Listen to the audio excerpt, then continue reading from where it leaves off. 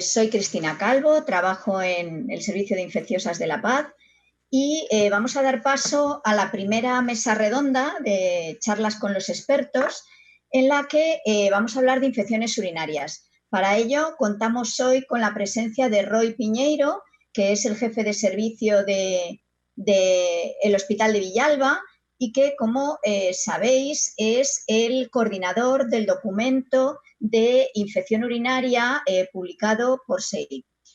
Tenemos que decir que este documento realmente pues, ha sido, no sé si necesario, demandado, controvertido o cómo lo llamaría, pero la realidad es que es un documento que ha tenido 110.000 descargas semanales, lecturas semanales, y es el artículo más leído desde que la revista recoge estos datos.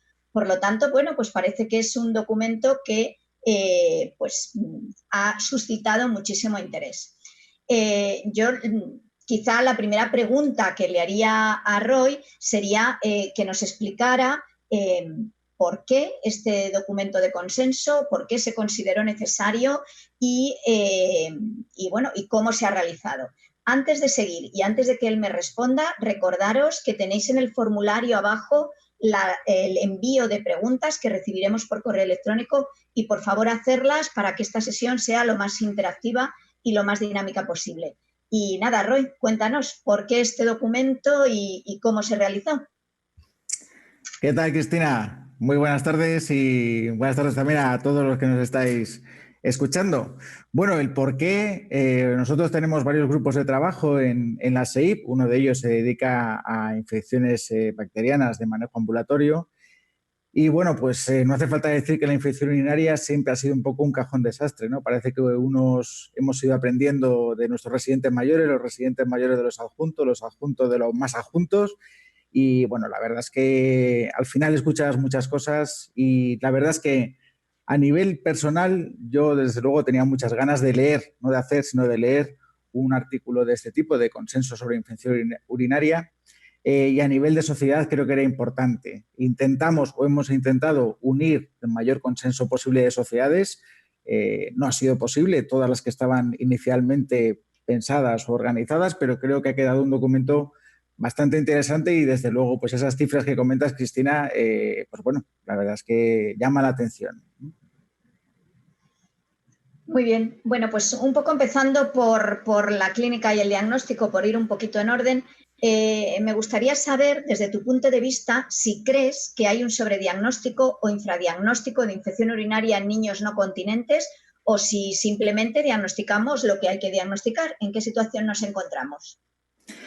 Bueno, es una pregunta interesante y que probablemente dependerá de cada centro sanitario, ¿no? Pero digamos que desde que yo empecé la residencia hasta la actualidad, está claro, o yo he visto que estábamos ante una situación quizás un poco de sobrediagnóstico por ese miedo a que se escape una infección urinaria, miedo que es comprensible porque una infección urinaria que digamos que se pasa en el tiempo puede producir daños permanentes, secuelas permanentes en riñones.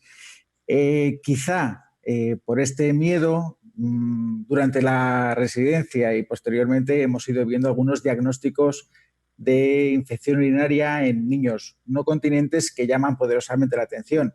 Infecciones en niños prácticamente asintomáticos o que habían tenido un par de vómitos que luego se continúan de diarrea y que, por tanto, si no se hubiera hecho una prueba de orina inicialmente, eso se habría diagnosticado de una gastroenteritis. Niños que tienen una pérdida de apetito que nada tiene que ver con una infección de orina, pero a alguien se le ocurrió hacerle un erucutivo por bolsa que salió positivo y se diagnosticó como una infección urinaria.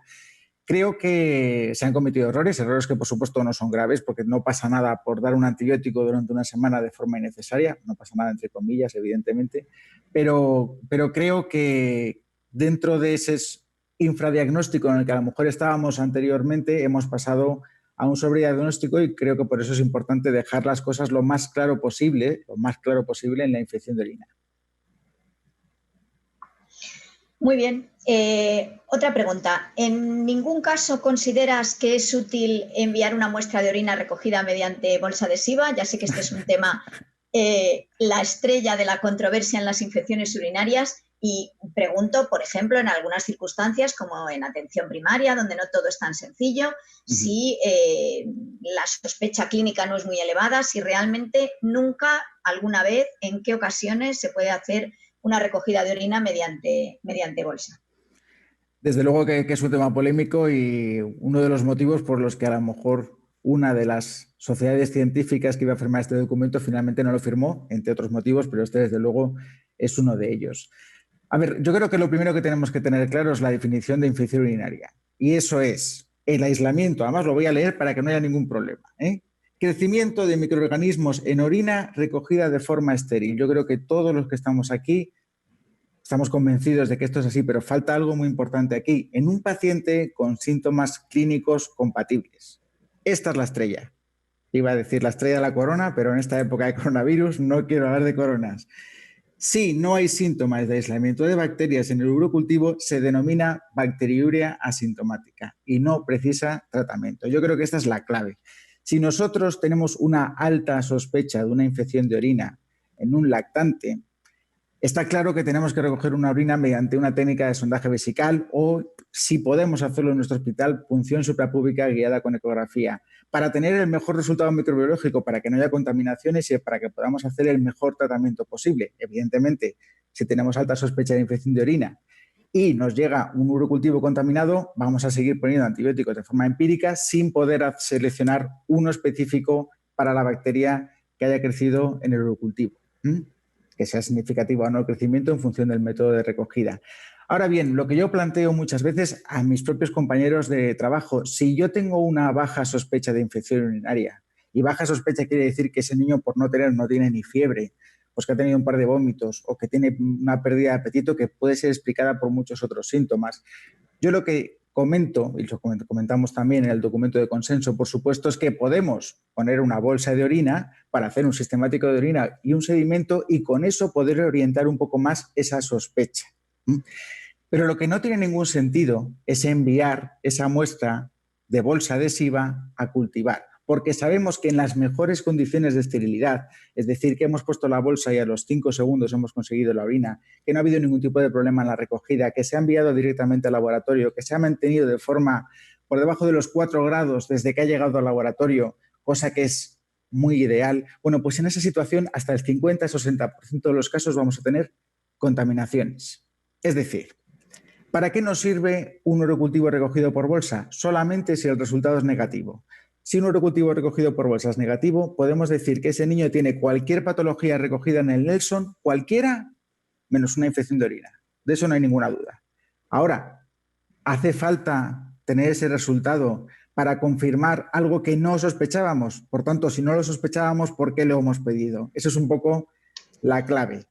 Y si nosotros mandamos un urocultivo recogido por bolsa a cultivar en un paciente en el que no sospechábamos infección de orina y sí aparece un resultado positivo, ¿qué vamos a hacer a continuación? Bueno, pues lo mandamos al hospital y que le sonden allí. Ya, pero es que a lo mejor cuando tengas el resultado del urocultivo, ese niño está completamente asintomático. ¿Qué haces en ese caso? No, si está asintomático es una bacteria asintomática. Entonces, ¿para qué pedimos el cultivo si no le vamos a hacer caso al resultado? Si es positivo porque es una contaminación, si es negativo, bien, confirmamos lo que ya sospechamos. Creo que ese es el motivo y no es una pelea personal, por supuesto, como se podría plantear en algunos escenarios, sino que creo que es un planteamiento bastante lógico. Cristina, por supuesto, estará de acuerdo conmigo porque también es autora del documento, pero luego si hay preguntas podemos seguir con este asunto que no entiendo por qué es tan polémico, porque yo lo veo bastante lógico. Vale, como efectivamente es un tema polémico este y todos, quiero recordaros que para enviar las preguntas y discutir sobre esto o cualquier otro tema, abajo de la pantalla hay un formulario de envío de preguntas por correo electrónico. Eso nos va a llegar a los moderadores, utilizarlo por favor si queréis incidir en este aspecto o en cualquier otro. Bueno, un poco se desprende de lo que has dicho, Roy, pero parece que en ausencia de síntomas debemos obviar el aislamiento de microorganismos en un urocultivo.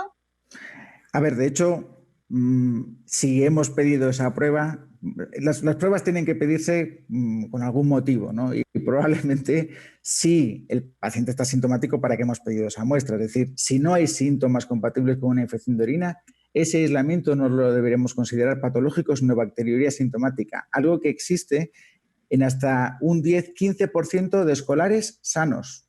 A un niño de la calle yo cualquiera le cojo y le hago un cultivo por sondaje y me sale positivo. Y eso no quiere decir que tenga una infección urinaria, eso es una bacteriuria asintomática y no hay que tratarla ni hay que hacer nada. Muy bien, vamos a pasar un poco a otro tema. Por ejemplo, en el aspecto del tratamiento, ¿en qué se basan las recomendaciones de antibioterapia empírica que hay en el documento de consenso? Bueno, este es otro de los temas, evidentemente, estrella en la infección urinaria, donde probablemente jamás se pueda llegar a un consenso, porque el consenso que existe es que las recomendaciones terapéuticas deben ir según las resistencias locales de cada zona. Es decir, deberíamos conocer las resistencias de nuestra zona antes de pautar un antibiótico de forma empírica en una infección urinaria. Por eso, aquí vamos a recordar que los infectólogos pediátricos existimos y que, por tanto, nos pueden preguntar cuál sería el mejor tratamiento para determinados pacientes. Aquellos también que sean urópatas y puedan tener bacterias con mayor resistencia, pues que nos pregunten, que para eso estamos, y algo hacemos. Entonces, nosotros en este documento, aparte de revisar la literatura y la evidencia, pues de forma paralela al desarrollo de este consenso, hubo un grupo también de trabajo de la SEIP que estuvo haciendo un estudio de uropatógenos a nivel nacional, recogiendo hasta 1.200 muestras, siempre descartando sobre todo aquellos pacientes que tuvieran uropatías y bueno, pues no descubrimos nada nuevo, es decir, Escherichia coli era evidentemente la etiología más frecuente en la infección de orina e hicimos un análisis de cuáles eran las resistencias, sabiendo que todos aquellos antibióticos que tengan un porcentaje de resistencias mayor del 10 o 15%, sobre todo ese 15%, pues digamos que no son los ideales para proceder a un tratamiento de forma empírica. Y en ese análisis, pues nosotros vimos que, como todo el mundo sabe, amoxicilina no es ni mucho menos el antibiótico ideal, con unas resistencias por encima del 70%, tanto para coli como para sumando todos los posibles uropatógenos. Amoxicilina clavulánico, probablemente por su uso extendido en otras patologías y bastante generalizado en pediatría, tiene unas resistencias que estarían en torno a un 20%, es decir, serían solamente sensibles un 80%, por tanto no sería la ideal. Y sin embargo, haciendo estudios con cefalosporinas de segunda y tercera generación y con aminoglucósidos como gentamicina o amikacina, pues vemos que evidentemente eran los que presentaban las menores tasas de resistencia o las mayores tasas de sensibilidad y de ahí un poco las recomendaciones en el estudio. También fosfomicina, que se reservaría en todo caso para la cistitis en mayores de 6 años. Fosfomicina, trometamol. Y bueno, esos son los resultados del estudio. Evidentemente, válidos en teoría, podríamos decir, en toda España al ser un estudio nacional, pero desde luego no serían válidos para Turquía, eso está claro. Pero a nivel nacional, sí. Los datos locales de Cataluña son diferentes a los de Madrid y diferentes a los de Andalucía, tienen más valor esos datos locales que los datos a nivel nacional. Muy bien, muchas gracias. Coincido contigo y me parece muy importante que preguntéis en general en vuestros hospitales o en vuestras áreas por el mapa microbiológico, que muchas veces lo tienen desarrollado en los laboratorios de microbiología y es una cosa que si se les pide, pues te lo dan y puedes ver cómo están las resistencias en tu área, que puede haber variaciones geográficas a nivel nacional, incluso dentro de España, bastante considerables, que yo creo que conviene conocer antes de pautar los tratamientos empíricos en nuestra población. Bueno, perfecto. Otra pregunta, Roy. Una vez que nos dan ya el antibiograma, si el uropatógeno es sensible a amoxicilina, que nos has dicho que no era un antibiótico adecuado, ¿cambiamos la antibioterapia? ¿No? ¿Es mejor dejar el antibiótico inicial? ¿Qué hacemos? A ver, claro, esto es una cosa que yo creo que uno se puede confundir, sobre todo si no es especialista en la materia, ¿no? Acabamos de decir que amoxicilina no es un buen antibiótico para tratar una infección urinaria, por tanto, si nos llega un antibiograma y nos dice que es sensible, decimos, bueno, pues si aquí los del consenso, los expertos dijeron que amoxicilina no, pues amoxicilina no. Y además va muy bien con lo que tiene, ¿no? ¿Para qué lo vamos a cambiar? ¿Para qué lo vamos a estropear? Que eso se escucha muchísimo en residentes, en adjuntos de pediatría que no se dedican a infecciosas o a nefrología, también en atención primaria. Bueno, eso son cosas que ya tienen que desaparecer, ¿no? Lo de, como esto funciona, no lo cambio, no. Es decir, nosotros en la antibioterapia empírica empezamos a lo grande, empezamos con cefalosporinas de tercera generación o de segunda generación tratando de buscar un éxito a la espera de tener los resultados del antibiograma, pero claro, una vez que los tenemos que hacer caso a esos resultados. Y si hemos empezado con cefixima y resulta que nos llega una antibioterapia que dice que es sensible a amoxicilina clavulánico, desescalamos el tratamiento, bajamos a amoxicilina clavulánico. Y por supuesto, si nos dice que es sensible a amoxicilina, bajamos a amoxicilina, es decir, siempre aquel antibiótico que cubra un menor espectro y que por tanto pueda producir menos resistencias en todo el organismo. Bueno, yo creo que eso es de primero de infectología pediátrica y me sigue llamando la atención lo que nos cuesta a veces transmitirlo, ¿no? Por eso me alegro o espero que haya muchos compañeros jóvenes escuchándonos y que, bueno, pues que tengan claros estos conceptos que son fundamentales para también transmitirlo a sus propios compañeros. Muy bien, muchas gracias. Otra pregunta. ¿Por qué no se considera o consideráis en el documento el urocultivo de control como una prueba de curación? Bueno, pues un poco por lo que hemos estado comentando, ¿no? Es decir, si hay un niño que ingresa con una infección de orina o que le hemos mandado a su domicilio con tratamiento y la evolución clínica es buena, eso es lo que nos tenemos que fiar, ¿no? Aquí recuerdo un poco como una neumonía. En una neumonía tampoco se deben hacer radiografías de control si la evolución clínica es buena. Otra cosa es que la evolución no fuera buena. Entonces tú te puedes plantear, incluso con un antibiótico, hacer un urocultivo a ver si nos crece una bacteria que nadie estaba sospechando porque a lo mejor en el primer cultivo estaba contaminado o no ha crecido nada. Pero ese niño que está evolucionando bien, ¿qué sentido tiene hacerle un urocultivo de control? Es decir, 5.º día de evolución, sin fiebre, con excelente estado general, buena tolerancia a alimentos, está fenomenal. ¿Le llamas? Vale, pues sí, confirmo que está fenomenal, pero vamos a comprobar que esa bacteria ya no esté ahí. Vale, lo comprobamos, sale negativo. Bien, lo celebramos todos, el niño se ha curado definitivamente. Vale, sale positivo. ¿Qué quiere decir eso? ¿Que no está evolucionando bien? ¿Que se va a poner malo? ¿Que va a tener una recurrencia? No, eso lo único que quiere decir es que es un urocultivo que sigue positivo, incluso que fuera por el mismo germen en un niño que se está curando. Eso no hay que tratarlo, porque eso puede ser igualmente una bacteriuria asintomática, que es de lo que hablábamos al principio. Si tenemos claro cuál es la definición de infección de orina, lo recordamos para que no haya dudas: aislamiento de microorganismos en una orina recogida de forma estéril en un paciente con síntomas clínicos compatibles, urocultivo de control no tiene sentido, porque ese paciente ya no tiene síntomas. Así que ese sería un poco el motivo por el que nosotros insistimos en el consenso, que no se haga en ningún caso. Algo que día tras día recuerdo siempre en los informes que yo hago, para el pediatra que lo lea, por lo menos que tenga clara cuál es mi postura.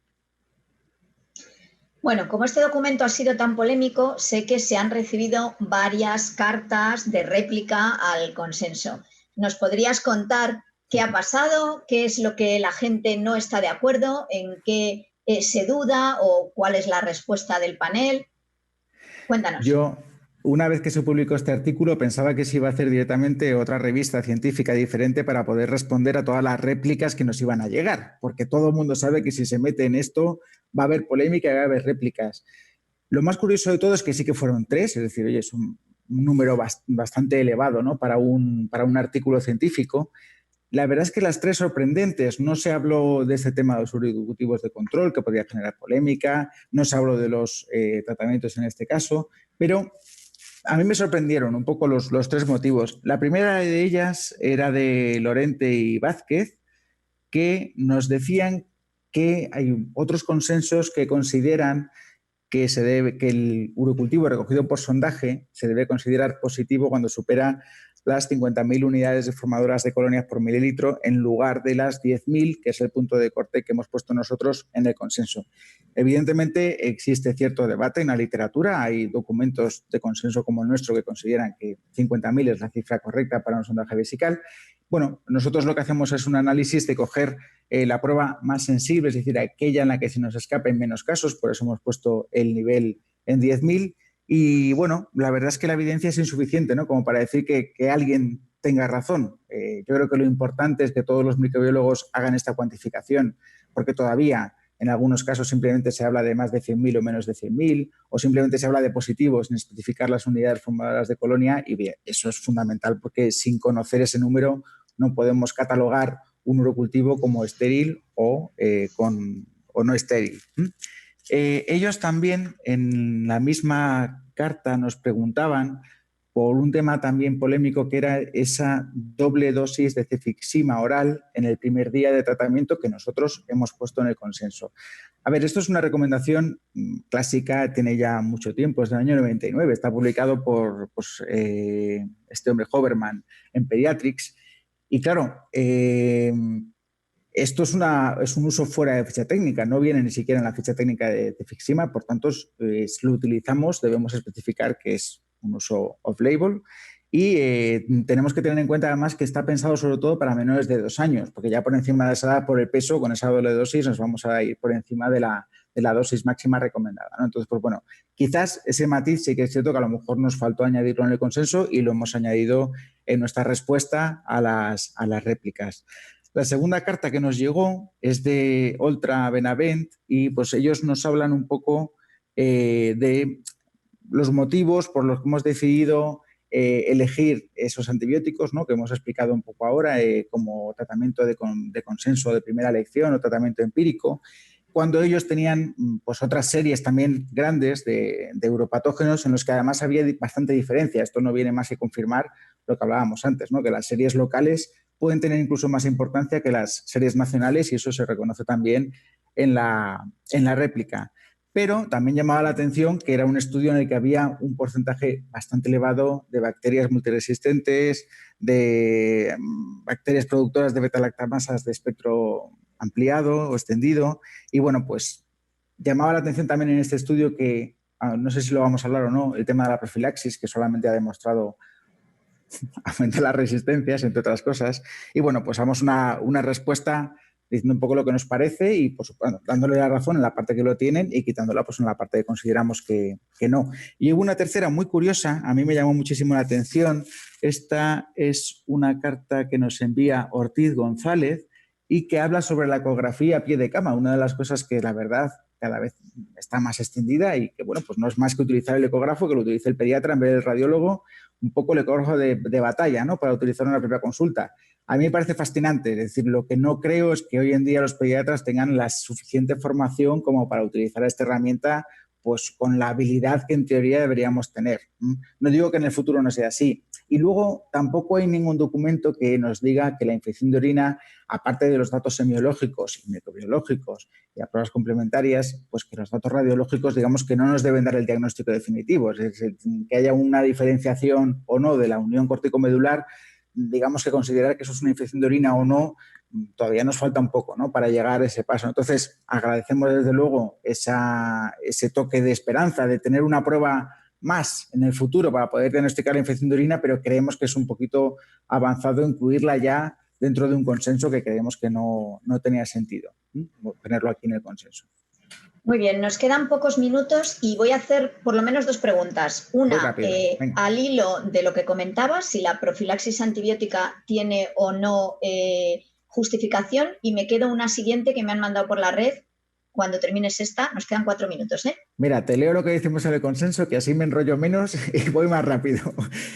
El papel de la quimioprofilaxis es cada vez menor. Su uso no ha conseguido reducir la recurrencia de la infección urinaria ni el desarrollo de cicatrices, mientras que el aumento de la presión antibiótica sí que está asociado con un mayor riesgo de infecciones por patógenos multiresistentes.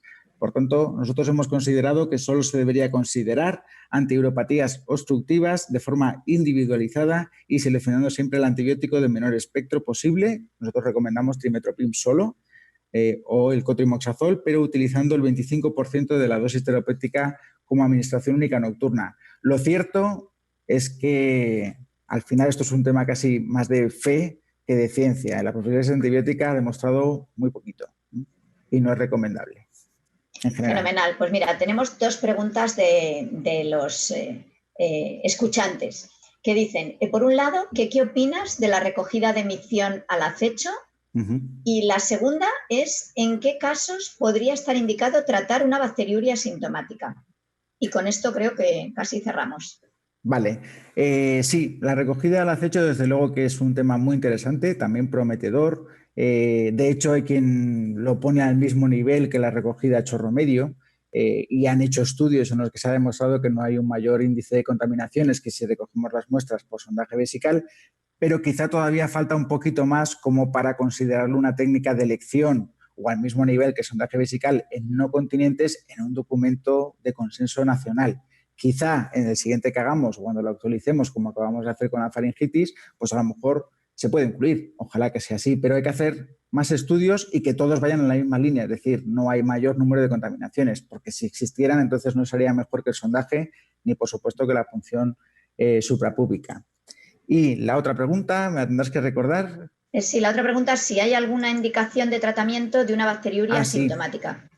Bueno, esto en pediatría en general antes sí que se consideraba que había algunos casos, pero hoy en día no se recoge ningún caso. Se ha discutido en la mujer embarazada, como es un tema que nos pilla no lejos, pero sí diferente a lo que puede ocurrir en pediatría, pero eso sería en todo caso un debate ya con ginecología. En general, desde nuestro punto de vista, en ningún caso estaría indicado tratar una bacteriuria asintomática y, por tanto, en ningún caso estaría indicado recoger un urocultivo en pacientes sin síntomas compatibles con infección de orina.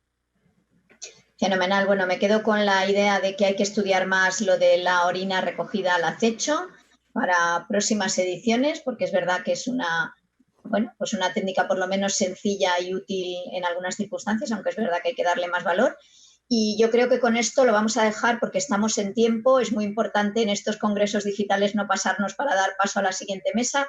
Así que muchísimas gracias, Roy, por esta tarde y por esta discusión amena de los pros y los contras o de las cuestiones más controvertidas de la infección urinaria, y seguiremos seguro en próximas ediciones o en próximos documentos. Muchas gracias a todos. Buenas tardes.